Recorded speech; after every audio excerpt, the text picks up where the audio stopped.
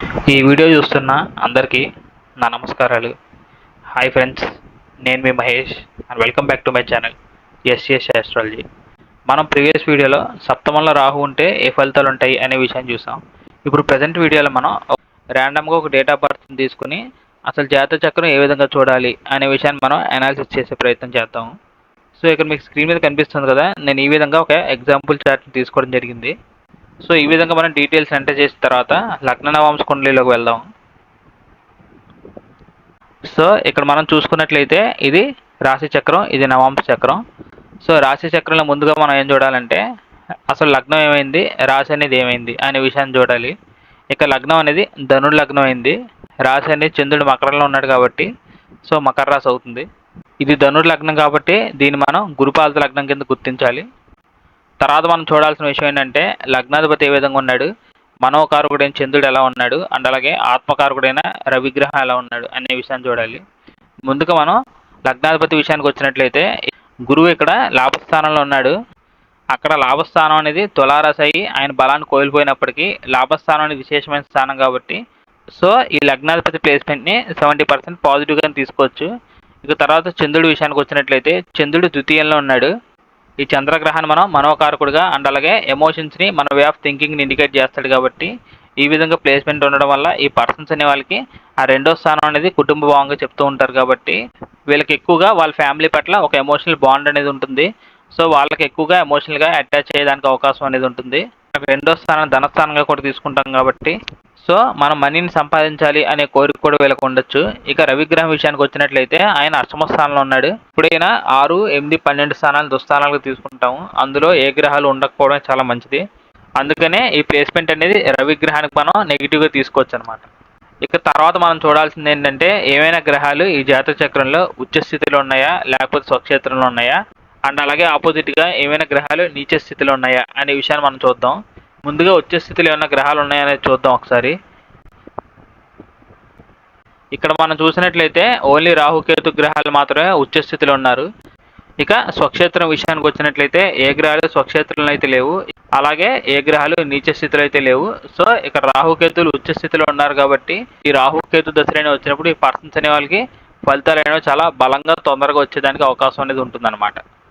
ఇది గురుపాలత లగ్నం కాబట్టి రాహుగ్రహం పాపగ్రహంగా ఉంటాడు అండ్ అలాగే కేతుగ్రహం శుభగ్రహంగా ఉంటాడు. అక్కడ రాహుగ్రహం ఉచ్చస్థితిలో ఉన్నప్పటికీ అది కేంద్ర స్థానం అయింది, అందులోనూ సప్తమ స్థానం అయింది. ఇక రాహుగ్రహాన్ని మనం సహజంగా పాపత్వం పొందిన గ్రహంగా తీసుకుంటాము అండ్ అలాగే ఎట్ ఏ సేమ్ టైం ఈ లగ్నానికి ఆయన పాపగ్రహం. సో ఇటువంటి పాపగ్రహం అక్కడ సప్తమ స్థానంలో బలంగా ఉండడం అనేది అంత మంచి విషయం అయితే కాదు. ఇంకా మనం డిగ్రీస్ని కన్సిడర్ చేయలేదు. అక్కడ శుక్రగ్రహం కూడా ఎఫ్లిక్షన్ గురైతే సో కలత్రకారకుడు కూడా అక్కడ ఎఫ్లిక్షన్ గురవుతాడు. అక్కడ కలత్రకారకుడు శుక్రుడు ఈ రాహుతో కనుక బలంగా కలిసినట్లయితే సో వీళ్ళకి మ్యారేజ్ రిలేటెడ్ మేజర్ ప్రాబ్లమ్స్ అనేది వచ్చేదానికి అవకాశం అనేది ఉంటుంది. అందుకనే ఒకసారి మనం డిగ్రీని పరిశీలించే ప్రయత్నం చేద్దాం. ఇక్కడ మనం చూసుకున్నట్లయితే రాహుగ్రహం 18 డిగ్రీలకు ఉన్నాడు, శుక్రగ్రహం 25 డిగ్రీలకు ఉన్నాడు. 10 డిగ్రీలోపు కంజంక్షన్ అనేది ఉంది కాబట్టి సో ఖచ్చితంగా ఇక్కడ శుక్రగ్రహం ఎఫ్లిక్షన్ గురయ్యాడని మనం చెప్పాలి. అది మిథున రాశి అయింది కాబట్టి అక్కడ రాహు సొంత నక్షత్రమైన ఆరుద్ర నక్షత్రం కూడా ఉండడం జరుగుతుంది. సో ఇక్కడ మనం చూసుకున్నట్లయితే రాహుగ్రహం ఆరుద్ర నక్షత్రం 4వ పాదంలో ఆయన బలంగా ఉండడే కాకుండా అక్కడ కలత్రకారకుడైన శుక్రగ్రహాన్ని ఎఫ్లిక్షన్ గురి చేశాడు. దీన్ని బట్టి మనం ఫైనల్గా ఏం చెప్పచ్చు అంటే రాహుగ్రహం ఆ సప్తమానికి సంబంధించినంత వరకు చాలా బలంగా పనిచేసేదానికి అవకాశం అనేది ఉంటుంది. ఇక కేతుగ్రహం విషయానికి వచ్చినట్లయితే ఈ లగ్నానికి కేతుగ్రహం శుభుడవుతాడు. సో శుభుడే కేతుగ్రహం ఈ విధంగా లగ్నంలో ఉచ్చస్థితిలో ఉండడం చాలా వరకు మంచి విషయమే. కానీ ఇదే విధంగా అక్కడ ఆపోజిట్గా సప్తమంలో రాహుగ్రహం కూడా బలంగా ఉన్నాడు కాబట్టి పర్సన్స్ అనే వాళ్ళకి దశానుకూలత అనేది వచ్చి రాహు దశ అనేది వాళ్ళ లైఫ్లో ఎంత తొందరగా అయిపోతే అంత మంచి విషయం. కేతు దశ అనేది అవ్వకుండా ఉంటే అక్కడ కేతుగ్రహం బలంగా పనిచేసేదానికి అవకాశం అనేది ఉంటుంది. సాధారణంగా లగ్నంలో కనుక కేతుగ్రహం ఉన్నట్లయితే ఆ పర్సన్స్ అనే వాళ్ళకి స్పిరిచువాలిటీ అనేది ఎక్కువ ఉండేదానికి అవకాశం ఉంటుంది. అంటే దేవుడి పట్ల భక్తి విశ్వాసాలు ఉంటాయి అండ్ అలాగే వాళ్ళు ఇండిపెండెంట్గా చాలా ఒంటరిగా ఉండడానికి ఇష్టపడేదానికి అవకాశం ఉంటుంది. ఏ పనైనా 10 మందితో కాకుండా వాళ్ళు ఒంటరిగా చేసే కెపాసిటీ అనేది వాళ్ళకు ఉంటుంది అండ్ అలాగే వాళ్ళు ఎక్కువగా చాలా డీసెంట్గా రిజల్ట్గా ఉండేదానికి అవకాశం ఉంటుంది. తర్వాత ముఖ్యంగా మనం చూడాల్సిన విషయం ఏంటంటే అసలు ఈ లగ్నానికి యోగకారకమైన గ్రహాలు ఏ విధంగా ఉన్నాయి అనే విషయాన్ని చూడాలి. మనం ఆల్రెడీ లగ్నాధిపతి అయిన గురుగ్రహాన్ని చూసాము. ఆయన ప్లేస్మెంట్ అనేది 11వ స్థానంలో ఉంది. కాకపోతే ఇక్కడ నెగిటివ్ విషయం ఏంటంటే ఆ 11వ స్థానం అనేది తులారాశి అయింది. సో దాని కారణంగా అక్కడ గురుగ్రహం స్థానబలాన్ని కోల్పోయాడు. అందుకనే ఈ లగ్నానికి శుభుడైన గురుగ్రహం అక్కడ 11వ స్థానంలో ఉన్నప్పటికీ ఆ గురుదశలోనే వచ్చినప్పుడు గురుగ్రహం అనుకున్నంత పాజిటివ్గా పనిచేయలేకపోవచ్చు అనమాట. ఇక స్వయంగా అక్కడ లగ్నాధిపతి అయిన గురుగ్రహం యొక్క దృష్టి విషయానికి వచ్చినట్లయితే ఆయన పంచమ దృష్టి అనేది 3వ స్థానం మీద ఉంది, సప్తమ దృష్టి అనేది 5వ స్థానం మీద, ఇక 9వ దృష్టి అనేది అక్కడ 7వ స్థానం మీద ఉంది. లగ్నాధిపతి అయిన గురుగ్రహం యొక్క పంచమ దృష్టి అనేది 3వ స్థానం మీద ఉండడం వల్ల ఈ పర్సన్స్ అనే వాళ్ళు ఎక్కువగా బాగా కష్టపడే వ్యక్తులుగా చెప్పొచ్చు. వాళ్ళ వే ఆఫ్ కమ్యూనికేషన్ కూడా చాలా బాగుండేదానికి అవకాశం ఉంటుంది.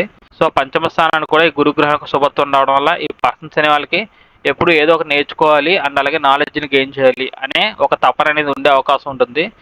ఇక చివరిగా ఈయన ఒక 9వ దృష్టి అనేది అక్కడ సప్తమ స్థానం మీద ఉంది. సో అక్కడ ఆల్రెడీ సప్తమంలో రాహుగ్రహం పాపగ్రహంగా బలంగా ఉన్నాడు. దీని కారణంగా అక్కడ సప్తమానికి సంబంధించిన నెగిటివ్ ఫలితాలన్నీ చాలా వరకు తగ్గే అవకాశం అనేది ఉంటుంది అనమాట. ఇక తర్వాత యోగకారకుడైన కుజగ్రహం విషయానికి వద్దాము. ఈ కుజగ్రహానికి లగ్నానికి శుభత్వం అనేది ఎందుకు వచ్చిందంటే ఆయన పంచమ స్థానానికి ఆధిపత్యం పొందాడు. సేమ్ గురుగ్రహం లాగానే ఈయన కూడా అక్కడ 11వ స్థానంలో స్థానబలాన్ని కోల్పోయి అక్కడ సప్తమంలో ఉన్న రాహుగ్రహం పంచమ దృష్టి అనేది ఈ కుజ గురుగ్రహాల మీద ఉంది. అందుకే నేను చెప్పే విషయం ఏంటంటే ఈ రాహుగ్రహం ఈ విధంగా ఈ చాట్లో బాగా ఇబ్బంది పెడుతున్నాడు కాబట్టి ఈ రాహు యొక్క మహర్దశ అనేది పర్సన్స్ అనేవాళ్ళకి అంత తొందరగా అయిపోతుందో అది అంత మంచి విషయం అనమాట. లగ్నాధిపతి అయిపోయాడు, పంచమాధిపతి అయిపోయాడు. ఇక భాగ్యాధిపతి విషయానికి వద్దాం. ఇక్కడ భాగ్యాధిపత్యం అనేది రవిగ్రహానికి వచ్చింది. ఈ రవిగ్రహం ప్లేస్మెంట్ మనం చూసుకున్నట్లయితే ఆయన దుస్థానమైన 8వ స్థానంలో ఉన్నాడు. కర్కాటక రాశి అనేది రవిగ్రహానికి మిత్రరాశి అయినప్పటికీ ఆయన బలంగా ఉన్నప్పటికీ ఆయన ప్లేస్మెంట్ అనేది కొద్దిగా నెగిటివ్గా ఉంది. అంటే దుస్థానంలో ఈ విధంగా శుభగ్రహాలు అనేవి ఉండకూడదు. ఈ లగ్నానికి ప్రధాన పాపగ్రహాలైన శని రాహుల యొక్క ప్రభావం అనేది ఆ రవిగ్రహం మీద లేదు కాబట్టి అది చాలా వరకు మంచి విషయంగా మనం చెప్పొచ్చు. మరి చంద్రగ్రహానికి అష్టమాధిపత్యం అనేది వచ్చి ఆయన ఒక సప్తమ దృష్టి అనేది అక్కడ రవిగ్రహం మీద ఉంది కదా అని మీరు నన్ను అడగచ్చు. ఈ ధనుర్ లగ్నం అనేది గురుపాద లగ్నం అయింది. సో ఈ గురుపాద లగ్నానికి చంద్రగ్రహం మిత్రగ్రహం అవుతాడు. అందుకనే అక్కడ చంద్రగ్రహానికి అష్టమాధిపత్యం వచ్చినప్పటికీ ఆధిపత్య దోషం అనేది ఈ చంద్రగ్రహం మీద ఉండదు కాబట్టి ఈ కాంబినేషన్ మనం సీరియస్గా కన్సిడర్ చేయక్కర్లేదన్నమాట. భాగ్యాధిపతి అయిన రవిగ్రహం యొక్క సప్తమ దృష్టి దగ్గర 2వ స్థానం మీద ఉంది కాబట్టి సో ఈ రవిగ్రహం యొక్క దశలైన వచ్చినప్పుడు పర్సన్స్ అనే వాళ్ళకి ఫైనాన్షియల్గా ప్రాఫిట్స్ అనేది వచ్చేదానికి అవకాశం ఉంటుంది. అండ్ అలాగే వాళ్ళ ఫ్యామిలీలో కూడా గ్రోత్ అనేది కనిపించే అవకాశం ఉంటుంది. అదేవిధంగా ఈ లగ్నానికి శుభగ్రహాలైన కుజ గురు గ్రహాలు ఒక సప్తమ దృష్టి అనే దగ్గర పంచమ స్థానం మీద ఉంది కాబట్టి ఈ విధంగా 2 శుభగ్రహాలు అక్కడ పంచమ స్థానాన్ని చూడడం వల్ల ఆ పంచమ స్థానానికి చాలా శుభత్వం వచ్చిందని చెప్పొచ్చు. దీని కారణంగా ఈ పర్సన్స్ అనేవాళ్ళు చాలా వెల్ ఎడ్యుకేటెడ్ అండ్ నాలెడ్జ్ ఉన్న పర్సన్స్గా మనం చెప్పొచ్చు. అండ్ ఇక తర్వాత మనం ఇదే విధంగా ఈ లగ్నానికి పాపగ్రహాలు ఎలా ఉన్నారు అండ్ అలాగే వాళ్ళు ఏ స్థానాన్ని ప్రభావితం చేస్తున్నాడు అనే విషయాన్ని మనం చూద్దాం. ఇది గురుపాలత లగ్నం అయింది కాబట్టి శని, శుక్ర, బుధ, రాహు గ్రహాలు పాపగ్రహాలు అవుతారు. ముందుగా మనం శని గ్రహంతో స్టార్ట్ చేద్దాము. ఇక్కడ శని గ్రహానికి ద్వితీయ తృతీయాధిపత్యం వచ్చి దశమ స్థానంలో ఉన్నాడు. దశమ స్థానం అనేది కేంద్ర స్థానం అవుతుంది. అందులో సహజంగా శుభత్వం పొందిన గ్రహాలు కానీ లేకపోతే మన లగ్నానికి శుభగ్రహాలు మాత్రమే ఉండాలి. ఈ విధంగా సహజంగా పాపత్వం పొందిన గ్రహం అయిన శని, అందులోనూ ఇక్కడ ఈ లగ్నానికి పాపగ్రహం అయిన శని ఈ తృతీయ స్థానం మనం విక్రమక్షేత్రంగా మనం చేసే హార్డ్ వర్క్ గురించి సెల్ఫ్ ఎఫర్ట్స్ గురించి ఇండికేట్ చేస్తుంది. ఈ విధంగా ఎప్పుడైతే తృతీయాధిపతి వెళ్ళి దశమ స్థానంలో ఉంటారో ఆ పర్సన్స్ అనేవాళ్ళు వాళ్ళ కెరీర్లో ఎంత కష్టపడినప్పటికీ వాళ్ళు పడిన కష్టమే కనబడుతుంది తప్ప ఆ కష్టానికి తగ్గ గుర్తింపు కానీ రికగ్నైజేషన్ కానీ అసలు రావడం చాలా కష్టంగా మారే అవకాశం అనేది ఉంటుంది. అందులోనూ శని గ్రహం గురించి మనకు తెలిసిన ఇంకో విషయం ఏంటంటే ప్రతి పని ఆలస్యం చేస్తాడనమాట. ఆయన ఒక రాశిలో 2.5 సంవత్సరాలు ఉంటాడు. ఉన్న గ్రహాల్లో అందరికన్నా పెద్ద గ్రహం శని గ్రహం కాబట్టి ఈ విధంగా ఈయన ప్లేస్మెంట్ అనేది దశమ స్థానంలో ఉండడం వల్ల ఈ పర్సన్స్ అనే వాళ్ళకి వాళ్ళ కెరీర్ లైఫే చాలా లేట్గా స్టార్ట్ అయ్యే అవకాశం ఉంటుంది. ఒకవేళ స్టార్ట్ అయిన తర్వాత కూడా అక్కడ శని గ్రహం యొక్క నెగిటివ్ ఎనర్జీ వల్ల ఎప్పుడు వాళ్ళ కెరీర్ లైఫ్ అనేది చాలా కష్టంగా ఉండడం, టెన్షన్స్ అండ్ బాగా ప్రెజర్స్ అనేవి ఉండడం, దీని కారణంగా కెరీర్లో సాటిస్ఫాక్షన్ లేకపోవడం, రికగ్నైజేషన్ లేకపోవడం. ఇక దశమంలో ఉన్న శనిగ్రహం యొక్క తృతీయ దృష్టి అనేది అక్కడ 12వ స్థానం మీద ఉంది. పర్సన్స్ అనే వాళ్ళకి ఈ శనిగ్రహ దశలు అనేవి వచ్చినప్పుడు కానీ లేకపోతే ఏలినాటి శని అనేది యాక్టివేషన్లోకి వచ్చినప్పుడు కానీ విపరీతంగా లాసెస్ అనేవి వచ్చేదానికి అవకాశం అనేది ఉంటుంది. ఆయన అక్కడ దశమ స్థానంలో ఉన్నాడు కాబట్టి ఆ లాసెస్ అనేవి వాళ్ళ కెరీర్ లైఫ్లో అవ్వచ్చు. అండ్ అలాగే ఆయన 2వ స్థానమైన కుటుంబ స్థానానికి ఆధిపత్యం వహిస్తున్నాడు కాబట్టి అది ఒక్కోసారి పర్సనల్ లైఫ్లో కూడా అవ్వచ్చు. ఇక ఈ శనిగ్రహం యొక్క సప్తమ దృష్టి ప్రభావం వల్ల అక్కడ మాతృస్థానమైన చతుర్థ భావం కూడా ఎఫ్లిక్షన్ గురవుతుంది. శనిగ్రహం యొక్క దశమ దృష్టి విషయానికి వచ్చినట్లయితే ఆయన దశమ దృష్టి అనేది అక్కడ సప్తమ స్థానం మీద ఉంది. అక్కడ ఆల్రెడీ సప్తమ స్థానంలో ఈ లగ్నానికి పాపగ్రహాలైన శుక్ర రాహులు ఇబ్బంది పెడుతున్నారు. అండ్ అలాగే ఈ విధంగా శనిగ్రహం యొక్క దశమ దృష్టి కూడా దానికి తోడైంది కాబట్టి సో ఖచ్చితంగా ఈ పర్సన్స్ అనే వాళ్ళకి మ్యారేజ్ లైఫ్లో మేజర్ డిస్టర్బెన్స్ అండ్ ప్రాబ్లమ్స్ అనేవి క్రియేట్ అయ్యేదానికి చాలా వరకు అవకాశాలు అనేవి ఉంటాయి. తర్వాత మనం శుక్రగ్రహం విషయానికి వద్దాము. ఈ శుక్రగ్రహానికి ఇక్కడ లాభ షష్టాధిపత్యం వచ్చింది. సో దీని కారణంగా ఈ పర్సన్స్ అనే వాళ్ళకి ఆ శుక్రదశ కూడా అంతగా యోగించే అవకాశం అనేది ఉండదు. సెవెంత్ హౌస్లో ప్లేస్మెంట్ అనేది ఉంది కాబట్టి ఈ పర్సన్స్ అనే వాళ్ళకి ఈ దశలోనే వచ్చినప్పుడు వాళ్ళ మ్యారేజ్ సంబంధించిన విషయాల్లో కానీ లేకపోతే ఏదైనా బిజినెస్ ఆర్ పార్ట్నర్షిప్ సంబంధించిన విషయాల్లో బాగా నెగిటివ్ రిజల్ట్స్ అనేవి వచ్చేదానికి అవకాశం అనేది ఉంటుందన్నమాట. ఈ విధంగా సప్తమంలో శుక్ర రాహు గ్రహాలు నెగిటివ్గా కలిసినట్లయితే ఆ పర్సన్స్ అనే వాళ్ళకి ఎక్కువగా ఎక్స్ట్రా ఎఫైర్స్ అనేవి క్రియేట్ అవ్వచ్చు. ఈ విధంగా దశమంలో శనిగ్రహం కెరీర్ని నెగిటివ్గా ప్రభావితం చేస్తున్నాడు. సప్తమంలో శుక్రగ్రహం మ్యారేజ్ సంబంధించిన నెగిటివిటీస్ని చూపిస్తున్నాడు. ఇక తర్వాత పాపగ్రహమైన బుధగ్రహం విషయానికి వద్దాం. ఈ లగ్నానికి బుధగ్రహానికి కూడా ఇంకో ప్రత్యేకత అనేది ఉంది. ఈ లగ్నం అనేది దుస్వభావ లగ్నం అయింది కాబట్టి అక్కడ సప్తమాధిపతి అయిన బుధగ్రహం బాధకాధిపతి అవుతాడు. అందులోని ఈ బుధగ్రహానికి కేంద్రాధిపత్య దోషం అనేది వస్తుంది. ఇక ఆధిపత్యం విషయానికి వచ్చినట్లయితే ఈ బుధగ్రహానికి సప్తమ దశమాధిపత్యం అనేది వచ్చింది. ఏదేమైనప్పటికీ దశమాధిపతి అయిన బుధగ్రహం అక్కడ 9వ స్థానంలో ఉన్నాడు. ఈ ప్లేస్మెంట్ అనేది చూడడానికి పాజిటివ్గానే కనిపిస్తుంది, కానీ మనం భవత భవ అనే కాన్సెప్ట్ని కనుక యూజ్ చేసినట్లయితే అక్కడ దశమ స్థానం నుంచి ఆ 9వ స్థానం అనేది వ్యయ స్థానం అవుతుంది. దీని కారణంగా అక్కడ దశమాధిపతి ప్లేస్మెంట్ అనేది భాగ్యస్థానంలో ఉన్నప్పటికీ దాన్ని మనం నెగిటివ్గానే చెప్పచ్చు. ఇక సప్తమాధిపతి 9వ స్థానంలో ఉంటే అది చాలా వరకు మంచి విషయమే. మ్యారేజ్ తర్వాత అదృష్టం కలిసి వస్తుంది, గ్రోత్ అనేది ఉంటుందని చెప్తూ ఉంటారు. కాకపోతే అక్కడ 9వ స్థానం అనేది ఏమైందంటే సింహరాశి అయింది. సో దీని కారణంగా అక్కడ బుధగ్రహం ఆయన ఒక స్థానబలాన్ని కోల్పోయి అక్కడ శత్రుభావంలో ఉన్నాడు. ఈ విధంగా అక్కడ సప్తమంలో నెగిటివ్ గ్రహాలు ఆల్రెడీ ఉండి ప్రభావితం చేస్తున్నాయి. శనిగ్రహం యొక్క దశమ దృష్టి అనేది ఇంకా దానికి తోడైంది. అండ్ అలాగే సప్తమాధిపతి బుధగ్రహం యొక్క స్థితి కూడా ఆల్మోస్ట్ సరిగ్గా లేదని చెప్పాలి. దీని కారణంగా మనం ఫైనల్గా ఏం చెప్పచ్చు అంటే ఈ పర్సన్స్ అనే వాళ్ళకి వాళ్ళ లైఫ్లో కెరీర్ అండ్ మ్యారేజ్ అనేవి బాగా సీరియస్గా ఎఫ్లిక్షన్ గురైనాయి అని చెప్పచ్చు. అండ్ అలాగే ఆ రెండు విషయాలకు సంబంధించిన ప్రాబ్లమ్స్ అండ్ ఇష్యూస్ అనేవి వీళ్ళకి ఉండేదానికి అవకాశం అనేది ఉంటుంది. ఈ విధంగా మనం యోగకారకమైన గ్రహాలని బాగా గమనించి ఆ గ్రహాల కారణంగా ఏ భావానికి ఎక్కువగా పాజిటివ్ జరుగుతుంది అని మనం అనాలిసిస్ చేయొచ్చు. అండ్ అలాగే ఆపోజిట్గా ఇదే విధంగా మన లగ్నానికి పాపగ్రహాల ప్లేస్మెంట్ని వాళ్ళ యొక్క బలాన్ని గమనించి మన లైఫ్లో ఏ విషయాలకు సంబంధించిన దాంట్లో ఎక్కువగా నెగిటివ్స్ అనేవి ఆ పర్సన్స్కి ఉంటాయి అనే విషయాన్ని కూడా మనం గ్రహించవచ్చు. ఇక చివరిగా ఇది కూడా అయిపోయినాక మనం చూడాల్సిన విషయం ఏంటంటే 1, 2, 7, 10 స్థానాలని ఎక్కువగా చూడాలి. ఇది కేవలం నా పర్సనల్ ఒపీనియన్ మాత్రమే. దీన్ని మీరు అప్లై చేస్తే చేయండి, లేకపోతే లేదు. లగ్నం అనేది స్వయంగా మన గురించి చెప్తుంది కాబట్టి అది చాలా ఇంపార్టెంట్ విషయం. ఇక 2వ స్థానం అనేది అక్కడ both family and financial position కూడా ఇండికేట్ చేస్తుంది. సో ఎవరికైనా వాళ్ళ ఫ్యామిలీ ఇంపార్టెంట్ అండ్ అలాగే మనీ కూడా చాలా ఇంపార్టెంట్ కాబట్టి అందుకే 2వ స్థానాన్ని ప్రత్యేకంగా చూడాలి. ఇక 7వ స్థానం విషయానికి వచ్చినట్లయితే సో ఎవరైనా ఒక ఏజ్ అనేది వచ్చిన తర్వాత మ్యారేజ్ అనేది చేసుకుంటారు. ఆ మ్యారేజ్ హౌస్ అనేది ఎలా ఉంది అనే దాన్ని బట్టే కదా మన యొక్క ద్వితీయ జీవితం అనేది ఆధారపడి ఉంటుంది. అందుకే 7వ స్థానాన్ని కూడా విశేషంగా చూడాలి. ఇక చివరిగా దశమస్థానం గురించి చెప్పాలంటే ఈ దశమం అనేది కర్మస్థానంగా మనం చేసే ఉద్యోగం గురించి కెరీర్ గురించి ఇండికేట్ చేస్తుంది. సో ఈ రోజుల్లో మనం దీని గురించి ప్రత్యేకంగా ఏం చెప్పక్కర్లేదు.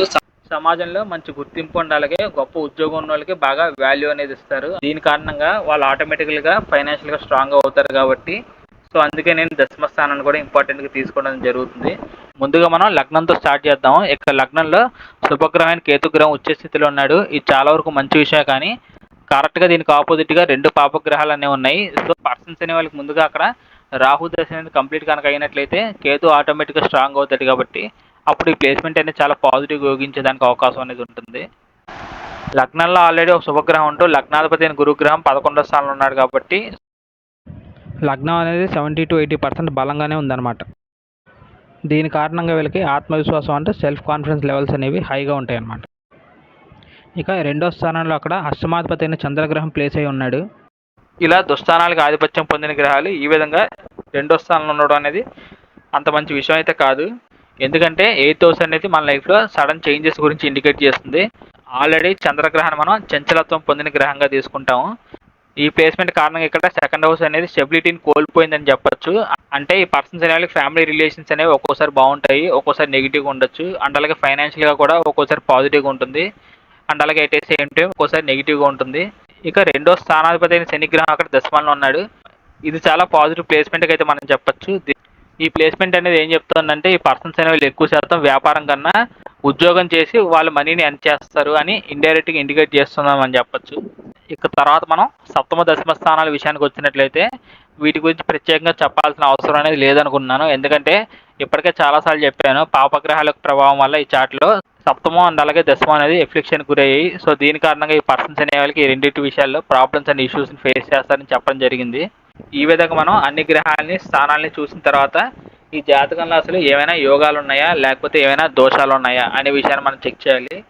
ముందుగా మనం యోగాల విషయానికి వచ్చినట్లయితే గ్రహాలు అనేవి ఉచ్చరాశుల్లో స్వక్షేత్రాలు ఉంటే యోగాలు అనేవి ఫామ్ అవుతాయి. ఓన్లీ ఇక్కడ రాహుకేతు గ్రహాలు ఉచ్చ స్థితిలో ఉన్నారు. సో వాటి వల్ల ప్రత్యేకంగా ఎటువంటి యోగాలు అనేవి ఉండవు. నీచభంగ రాజయోగాలు కానీ లేకపోతే పరివర్తన యోగాలు కానీ ఏమైనా ఫామ్ అయినాయి అనే విషయాన్ని చూసినట్లయితే ఏ గ్రహం నీచ స్థితిలో లేదు కాబట్టి ఆటోమేటికల్గా ఎటువంటి నీచభంగ రాజయోగాలు ఉండవు. ఇక పరివర్తన యోగాల విషయానికి వచ్చినట్లయితే ఈ జాతక చక్రంలో ఎటువంటి పరివర్తన యోగాలు లేవు. కాకపోతే ఇక్కడ మనం చూసినట్లయితే చంద్రుడి నుంచి గురువు అక్కడ కేంద్ర స్థానం అయిన దశమ స్థానంలో ఉన్నాడు. దీన్ని మనం ఏం చెప్తాం అంటే గజకేసరి యోగంగా చెప్తాము. కానీ గజకేసరి యోగం అనేది ఎప్పుడు యాక్యురేట్గా పనిచేస్తుందంటే ఆ స్థానాలు అనేవి చంద్రగ్రహానికి కానీ గురుగ్రహానికి కానీ స్వక్షేత్రం వారు ఉచ్చరాశులు అయితే మాత్రమే ఆ యోగం అనేది గట్టిగా బలంగా పనిచేయడం జరుగుతుంది. దీని కారణంగా ఇక్కడ గజకేసరి యోగం మాత్రం అప్లై అవ్వదన్నమాట. ఇక తర్వాత మనం దోషాల విషయానికి వచ్చినట్లయితే కాలసర్ప దోషం అయితే ఈ చాట్లో లేదు. కుజ దోషం గురించి చెప్పాలంటే అక్కడ ఆయన 11వ స్థానంలో ఉన్నాడు కాబట్టి లగ్నం నుంచి అయితే కుజ దోషం లేదు. చంద్రుడి నుంచి ఆయన దశమ స్థానంలో ఉన్నాడు కాబట్టి చంద్రుడి నుంచి కూడా కుజ దోషం అయితే లేదు. ఇక శుక్రగ్రహం నుంచి చూసినట్లయితే శుక్రగ్రహం నుంచి పంచమ భావంలో ఉన్నాడు కాబట్టి ఎటువంటి కుజ దోషం అనేది లేదు. ఈ విధంగా జాతక చక్రంలో ఏమైనా యోగాలు ఉన్నాయా అండ్ అలాగే దోషాలు ఉన్నాయా అని చూసిన తర్వాత మనం ఏం చేయాలంటే అసలు జాతక చక్రంలో ఏ గ్రహాలు అనేవి చాలా బలంగా ఉన్నాయి, అవి పాజిటివ్గా ఉన్నాయా, ఏ భావాన్ని ప్రభావితం చేస్తున్నాయి అనే విషయాన్ని చూడాలి. ఓన్లీ ఈ జాతక చక్రంలో రాహుకేతులు ప్రథమంగా చాలా బలంగా ఉన్నారు. ఈ విధంగా బలంగా ఉన్న గ్రహాలను ఎందుకు చూడాలంటే ఎప్పుడైతే ఒక గ్రహం అనేది బలంగా ఉంటుందో ఆ గ్రహం అనేది ఇంకా బాగా పనిచేసే అవకాశం ఉంటుంది.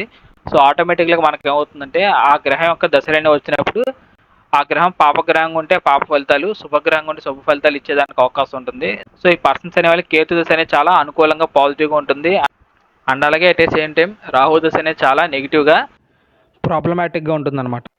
ఇలా ఈ విధంగా ఏ గ్రహాలు బలంగా ఉన్నాయి అనే విషయాన్ని చూసినట్లుగానే అసలు ఈ జాతక చక్రంలో ఏ భావాలు అనేవి ఎక్కువగా యాక్టివేట్ అవుతున్నాయి అనే విషయాన్ని కూడా మనం చూడాల్సి వస్తుంది అనమాట.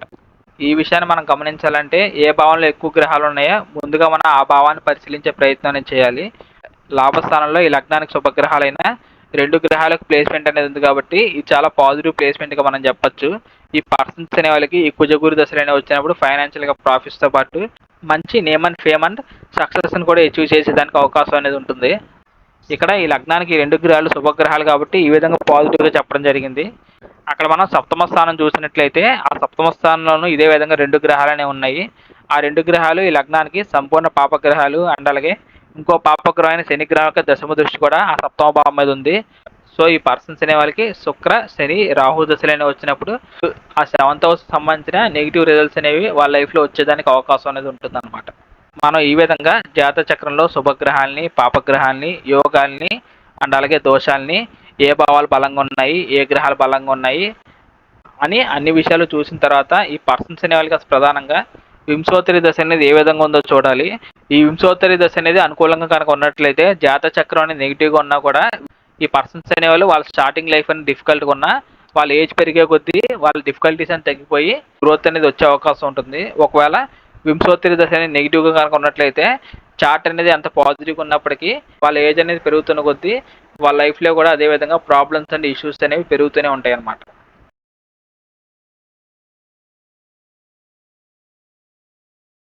వింశోత్తరి దశ కనుక మనం వచ్చినట్లయితే ఈ పర్సన్స్ అనేవాళ్ళు కుజ మహాదశలో, రాహు అంతర్దశలో, గురువు యొక్క విదశలో జన్మించడం జరిగింది. అంటే ఒక రకంగా కుజ మహాదశ స్టార్టింగ్లో జన్మించారు. ఈ విధంగా కుజ మహాదశ స్టార్టింగ్లో కాకుండా ఎండింగ్లో కనుక జన్మించినట్లయితే ఆ కుజగ్రహానికి దశానుకూలత అనేది వచ్చే అవకాశం అనేది ఉంటుంది. కాకపోతే ఇక్కడ చెప్పుకోదగ్గ చాలా మంచి విషయం ఏంటంటే ఈ పర్సన్స్ అనే వాళ్ళకి 6 ఏళ్ళు దాటిన తర్వాత ఏమవుతుందంటే ఈ లగ్నానికి బాగా ఇబ్బంది పెడుతున్న ప్రధాన పాపగ్రహం అయిన రాహు యొక్క దశ అనేది స్టార్ట్ అవ్వడం జరుగుతుంది. ఎప్పుడైతే ఈ విధంగా బాగా నెగిటివ్గా ఉన్న గ్రహం యొక్క దశ అనేది బాగా ఎర్లీ స్టేజెస్లో అయితే వచ్చేస్తుందో ఈ పర్సన్స్ అనే వాళ్ళకి ఎక్కువగా ఈ రాహు ప్రభావం అనేది ఈ రాహులో రాహు అయిపోయినంత వరకు మాత్రమే ఉంటుంది. ఎప్పుడైతే రాహులో రాహు అయిపోతుందో ఈ రాహు బలం అనేది చాలా వరకు తగ్గిపోయే అవకాశం అనేది ఉంటుంది. ఈ విధంగా రాహు దశ అనేది వీళ్ళ మ్యారేజ్ ఏజ్ కన్నా ముందే అయిపోవడం వల్ల ఈ పర్సన్స్ అనే వాళ్ళకి అక్కడ మ్యారేజ్ లైఫ్లో ఈ రాహు ఇచ్చే నెగిటివ్ ఫలితాలు అనేవి చాలా వరకు తగ్గిపోయే అవకాశం అనేది ఉంటుంది అనమాట. రాహు దశ అనేది 18 సంవత్సరాలు అండ్ అలాగే కుజ దశలో మధ్యలో పుట్టడం వల్ల ఆ కుజ దశ అనేది ఒక 6 సంవత్సరాలు. సో ఆటోమేటికల్గా ఈ పర్సన్స్ అనే వాళ్ళకి 24 ఇయర్స్ వచ్చిన తర్వాత ఈ లగ్నానికి లగ్నాధిపతి అయిన గురుగ్రహం యొక్క దశ అనేది స్టార్ట్ అవుతుంది. అంటే ఒక రకంగా పర్సన్స్ అనే వాళ్ళు బ్యాచిలర్స్గా ఉన్నప్పుడు ఒక మంచి గ్రహం యొక్క దశ అనేది వచ్చిందని చెప్పొచ్చు. ఆ గ్రహం యొక్క దశ అనేది 16 సంవత్సరాలు ఉంటుంది. అంటే 24 to 40 ఇయర్స్ వరకు ఈ గురు దశ అనేది ఉంటుంది. ఒకరి జీవితంలో వాళ్ళు బాగా సెటిల్ అవుతారా లేకపోతే స్పాయిల్ అవుతారా అని చెప్పే ఏజ్ మనకి 20s and 30s కాబట్టి అటువంటి వయసులో ఇలా లగ్నాధిపతి అయిన గురుదశ అనేది రావడం అనేది చాలా మంచి విషయంగా మనం చెప్పొచ్చు అనమాట. కాకపోతే తర్వాత మనం చెప్పుకోవాల్సిన నెగిటివ్ విషయం ఏంటంటే ఎప్పుడైతే గురుదశ అనేది అయిపోతుందో ఈ లగ్నానికి ప్రధాన శుభగ్రహాలైన కుజ గురు దశలు అనేవి కంప్లీట్ అయిపోయినాయి కాబట్టి ఇక తర్వాత వచ్చేవన్నీ నెగిటివ్ దశలే అని మనం చెప్పొచ్చు. అంటే శని, బుధుడు, అసలుగా ఈ లగ్నానికి పాపగ్రహాలైన శని మహర్దశ, బుధ మహర్దశ ఈ విధంగా నెగిటివ్ దశలే నడుస్తాయి కాబట్టి సో ఈ పర్సన్స్ అనే వాళ్ళకి 40 ఇయర్స్ తర్వాత అసలు గ్రోత్ అనేది ఉండదు. చాలా ప్రాబ్లమ్స్ అండ్ ఇష్యూస్ అనేవి ఉంటాయి. ఈ విధంగా మనం వింశోత్తరి దశను కూడా చూసిన తర్వాత మనం ఏం చూడాలంటే ప్రజెంట్ గోచారాన్ని చూడాలి. ప్రజెంట్ గోచారంలో ఏమైనా ఏలినాటి శని లాంటివి ఏమైనా జరుగుతున్నాయా అనే విషయాన్ని చూడాలి. ప్రధానంగా ఈ శనికి సంబంధించిన అష్టమ శని కానీ, అర్ధాష్టమ శని కానీ, లేకపోతే ఏలినాటి శని కానీ గోచారంలో కనుక యాక్టివేషన్లోకి వచ్చి ఇంకా ఏమైనా నెగిటివ్ దశలు అనేవి రన్ అవుతుంటే అప్పుడు ఈ పర్సన్స్ అనే టైం పీరియడ్ అనేది విపరీతంగా నెగిటివ్గా ఉండేదానికి అవకాశం ఉంటుంది. సో ఏదేమైనా గోచారంలో ఇప్పుడు శని గ్రహం కుంభంలో ఉన్నాడు, ఇక్కడ చంద్రగ్రహం వేలంలో ఉన్నాడు కాబట్టి ఏలినాటి శని అనేది జరుగుతుందని మనం చెప్పొచ్చు. ఇక చివరగా మనం ఒకసారి నక్షత్రాల ప్లేస్మెంట్ అనేది ఏ విధంగా ఉంది అనే విషయాన్ని చూసి ఈ వీడియోని మనం ఎండ్ చేద్దాం.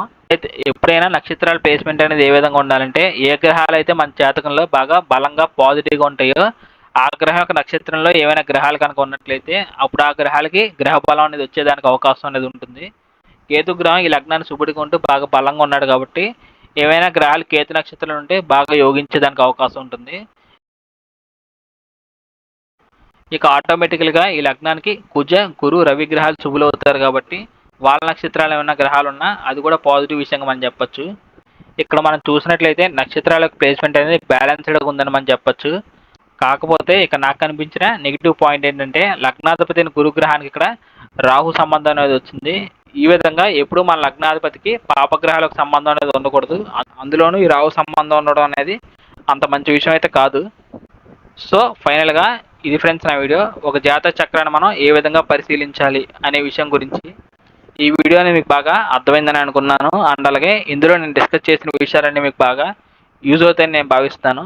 ఇంకా వీడియోకి సంబంధించి మీకు ఏదైనా డౌట్స్ ఉంటే తప్పకుండా కమెంట్ చేసే ప్రయత్నం చేయండి. నేను దానికి రెస్పాండ్ అయ్యే ప్రయత్నం అయితే ఖచ్చితంగా చేస్తాను. So thank you friends, thank you for watching my video and thank you so much for your time. నా సైడ్ నుంచి చిన్న రిక్వెస్ట్ ఏంటంటే మీరు ఎవరైనా కొత్తగా నా ఛానల్ చూస్తున్నా లేకపోతే ఈ వీడియో చూస్తున్నా ఇందులో ఉన్న కంటెంట్ కనుక మీకు పాజిటివ్ కనిపించినట్లయితే తప్పకుండా ఈ వీడియోని అయితే లైక్ చేసి నా ఛానల్ సబ్స్క్రైబ్ చేసుకోండి. ఇక చివరగా ఎవరికైనా పర్సనల్గా కన్సల్టేషన్ తీసుకోవాలి అనే ఉద్దేశం కనుక ఉన్నట్లయితే స్క్రీన్ మీద కనిపిస్తున్న నెంబర్కి వాట్సాప్ కాల్ చేయండి.